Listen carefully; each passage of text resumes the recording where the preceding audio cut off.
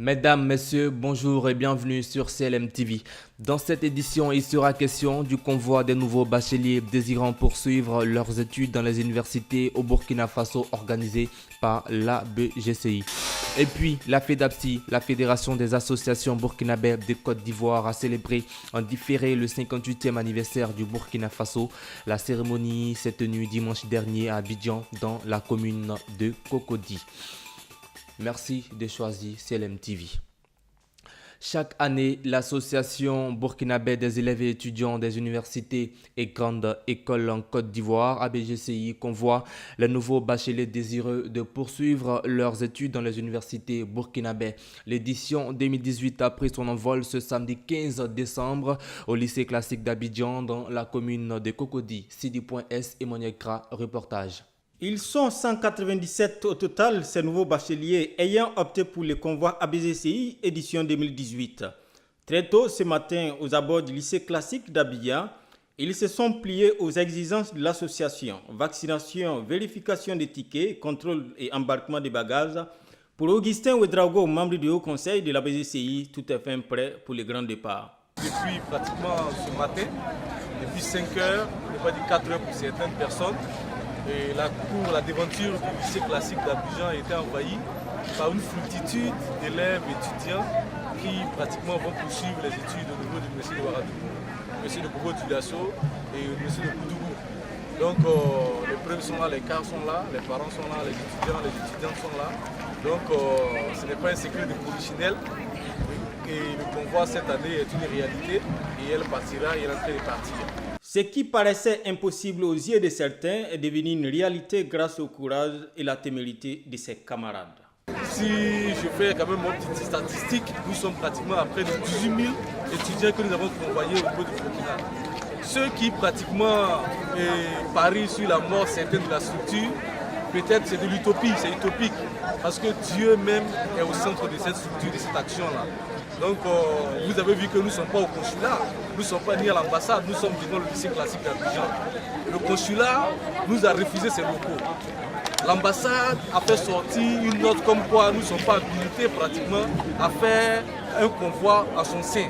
Et les années précédentes, c'est dans cette enceinte-là que nous faisions nos convois. Donc cette année, ils pensaient quand même, comme vous avez dit, certaines personnes pensaient nous tuer dans l'œuf. Mais comme Dieu ne dort pas, Dieu est toujours déçu. Nous sommes venus devant le lycée classique.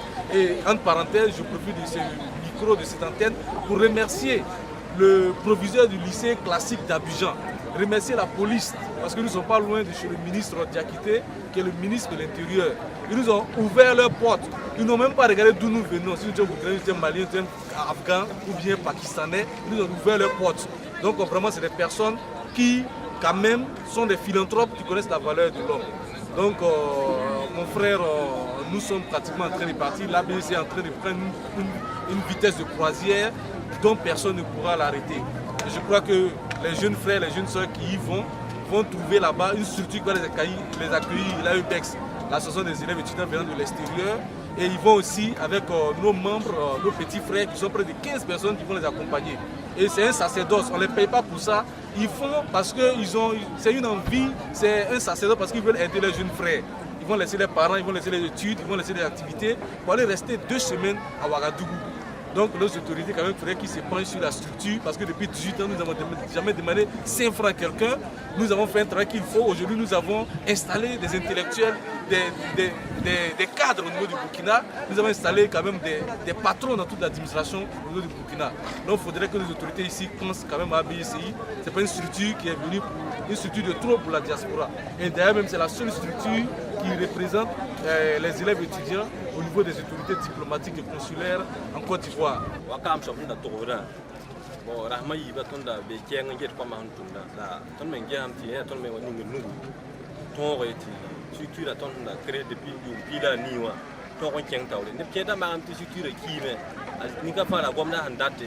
ne ba fa ni fa ne me ko ba la nan lo ko ba lo ko le yel wus ko be ne nan na ta ba man ti shoma no na fa so da je karina donc ya nda tinke le po ne ba so ne ba fa barka c'est classique tol so ba donc pour la barka commissaire pour la barka pour la gili pour la barka ko ba fa la be ko pour ne ba fa barka ba ba fa pour la barka on dit que confiance en compte son sutura ta to ko ken tawle ay na fa so Quels sentiments les animent? Pourquoi ont-ils opté pour leur pays d'origine? Suivant les propos recueillis de ces futurs universitaires burkinabés au micro de Kra Kouadio Emmanuel.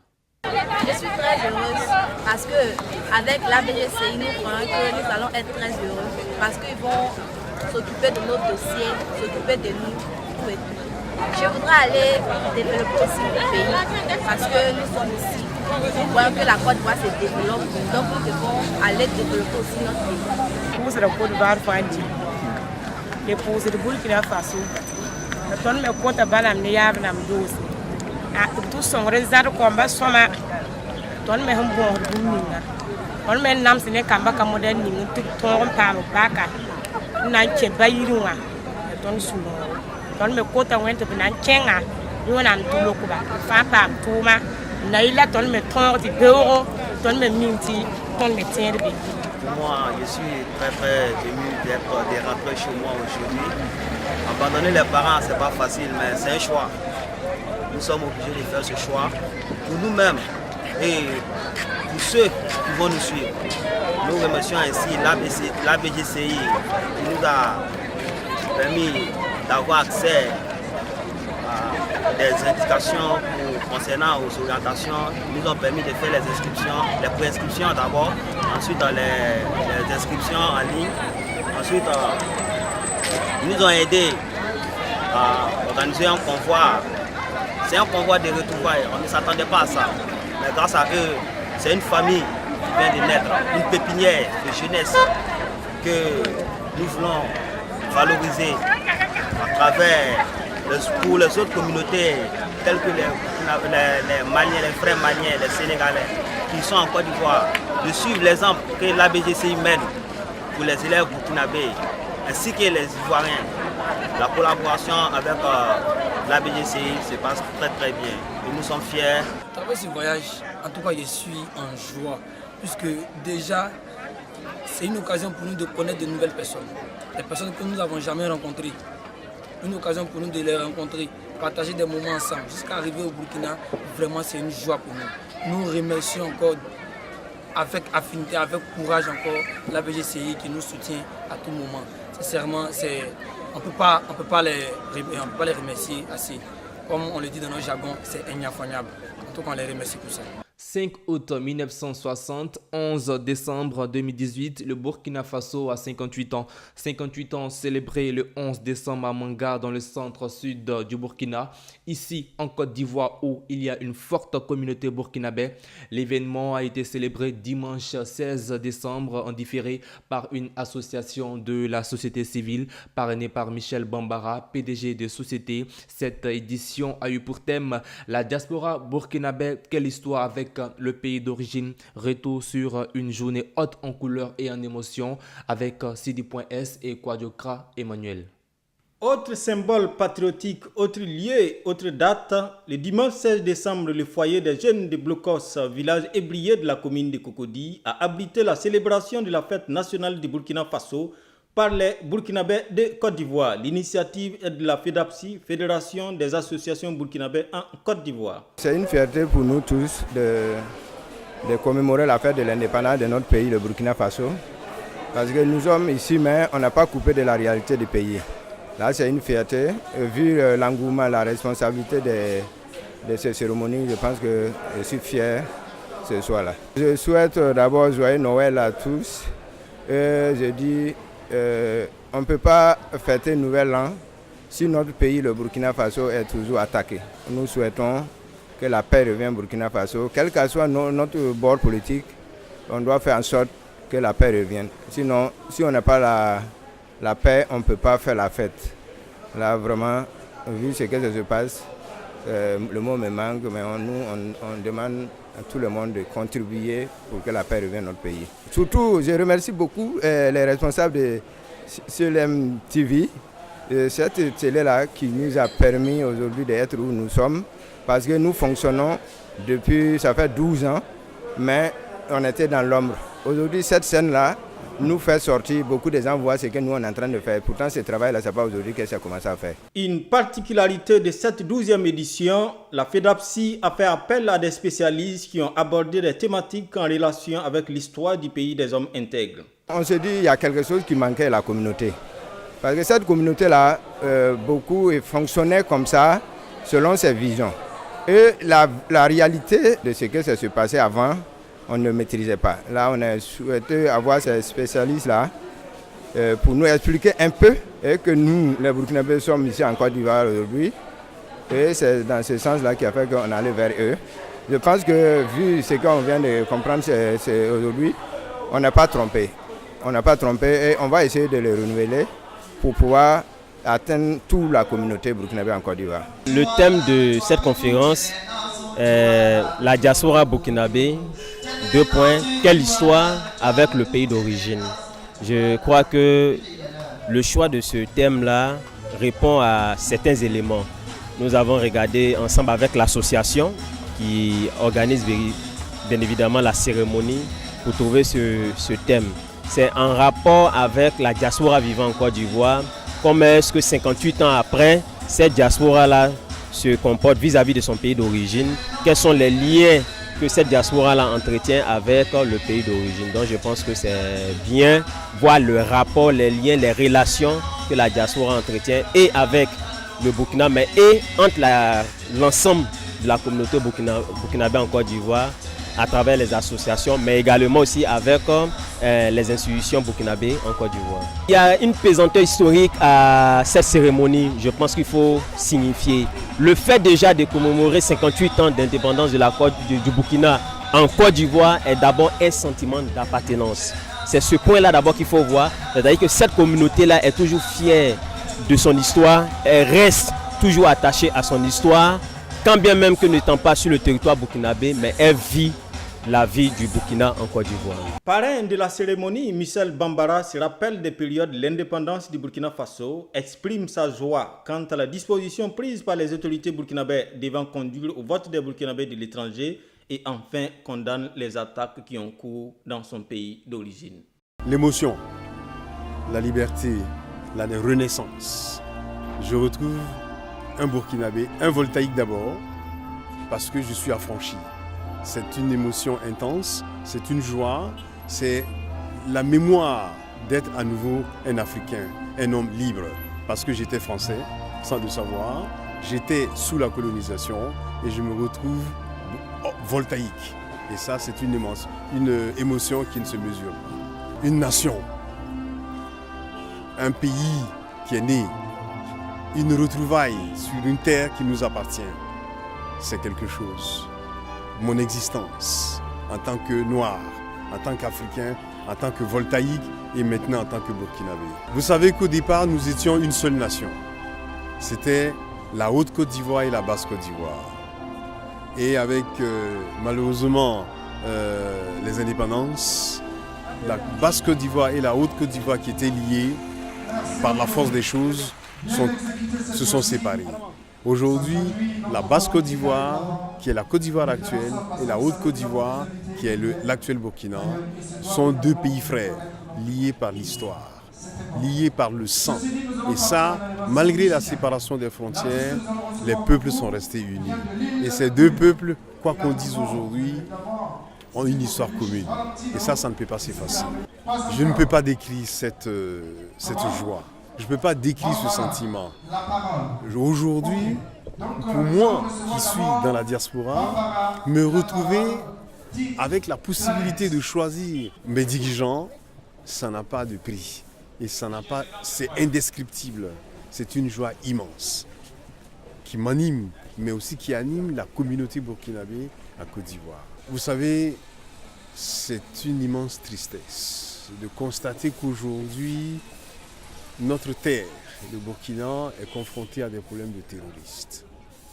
Il faudrait chercher à comprendre le pourquoi. Malheureusement, ce n'est pas le lieu indiqué. D'un mot, nous dirons que nous regrettons beaucoup ce qui se passe dans notre pays.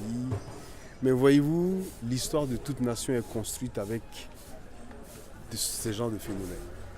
Nous sommes certains que nous vaincrons. Nous sommes certains que c'est un phénomène passager. C'est vrai, actuellement nous vivons une situation terrible au niveau de nos populations, au niveau de nos forces armées. Mais nous sommes convaincus d'une chose, tôt ou tard, mais dans un avenir très proche, ces attaques prendront fin. Rendez-vous est pris pour le 11 décembre 2019 pour une autre commémoration de la fête nationale du Burkina Faso version diaspora. Plusieurs personnalités ont répondu présents à l'invitation de la FEDAPSI. Certains ont joué au jeu de questions-réponses de nos reporters. Regardez. C'est une occasion pour nous pour fêter, pour dire que nous sommes très contents pour notre indépendance. Ça fait 58 ans qu'on est autonome, comme vous voulez le dire. Donc, quand ils ont eu l'idée pour organiser ça, ils ont donné correspondance au niveau de nos services. On dit, voici au moins ça, les gens qui pensent à notre pays. Donc c'est dans cet esprit, mon service, le Conseil général, m'a désigné pour venir représenter le Conseil général aujourd'hui, pour les accompagner, comme on dit, les assister, et puis partager ces jours très spéciaux pour les Burkinabés et de l'extérieur. Participer à cet événement était pour moi une occasion de découvrir un peu plus la communauté burkinabé, d'autant plus que je réalise certains travaux dans le cadre de mes recherches à l'université sur cette communauté-là. Donc à l'invitation de M. Kaboré, qui est intervenu tout à l'heure pour la conférence, j'ai décidé de venir savoir un peu plus sur l'histoire, la politique et les relations qui unissent la diaspora burkinabé ici avec son pays d'origine. Disons que nous retenons vraiment plusieurs points très positifs. Cette année, si vous-même vous avez remarqué, que vraiment tous les Burkinabés se sont mobilisés pour venir remplir la salle juste pour pouvoir commémorer la fête de l'indépendance de notre pays en Côte d'Ivoire, qui est une priorité de la FEDAPSI. Depuis fort des années, la FEDAPSI organise en différé cette commémoration de l'indépendance en Côte d'Ivoire. Donc vraiment c'est une fierté qui nous anime ce matin. Bon, la particularité, si vous avez remarqué, vous voyez que nous avons invité notre jeune frère du nom de Kaboré Adama, qui est un historien, un doctorant en histoire à l'université Félix Houphouët-Boigny de Côte d'Ivoire, qui est venu apporter comme ça sa touche pour venir expliquer certains faits, l'histoire du Burkina Faso, et comment la lutte a été menée depuis bien avant l'indépendance du Burkina Faso avec Ouézin Coulibaly, en passant par Moïse Yamégo, ainsi que les Sangoulé Lamizana, Jean-Baptiste Ouedraogo et puis Thomas Sankara, jusqu'à ce que nous sommes arrivés aujourd'hui. Il nous a expliqué en long, en large l'histoire de notre pays que beaucoup même ignoraient. Et surtout au niveau des 3 dates majeures, le 5 août, le 4 août et le 11 décembre, que la majorité même des Burkinabés confondent ces 3 dates-là. Donc vraiment, il nous a apporté plein d'éclaircissements. Donc vraiment, nous lui tirons le chapeau, nous lui disons merci. Information avant de se quitter sur les antennes de CLM TV ce mercredi 19 décembre à 14h et 15h. Suivez l'interview de Inoussa Sankara, secrétaire général du mouvement pour le progrès du peuple MPP section Côte d'Ivoire en français et en moré. Voilà, mesdames et messieurs, c'est la fin du journal sur CLM TV. Merci de l'avoir suivi et bonne suite de programmes sur notre site web www.seulmoment.info.